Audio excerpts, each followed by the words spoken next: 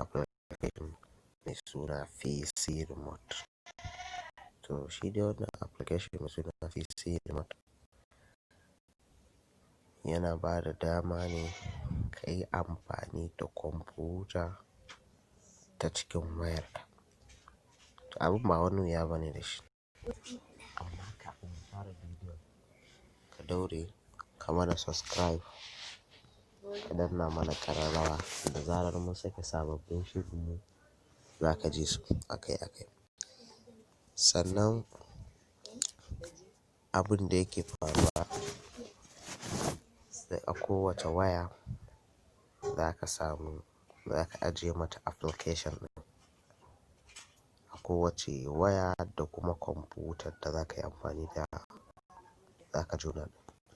To za ka je Play Store na wayarka ka sauke application mai suna PC Remote. Za ka ga mun rubuta shi a gaban screen namu haka PC Remote. Shi PC Remote kawai in ka je Play Store ka rubuta haka za su kawo ka shi. To daga zarar ka shige shi ma, misali kafin ka sauke wancan in ba ka sani ba, daga zarar ka shige shi zai ce maka please install the latest version of PC Remote Receiver on PC or some features will be not running well.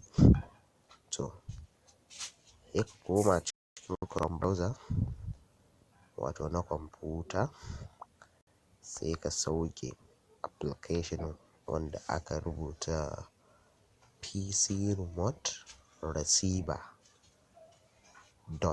.exe 32-bit, more specially kwamfutan da muke using da su 32-bit ne.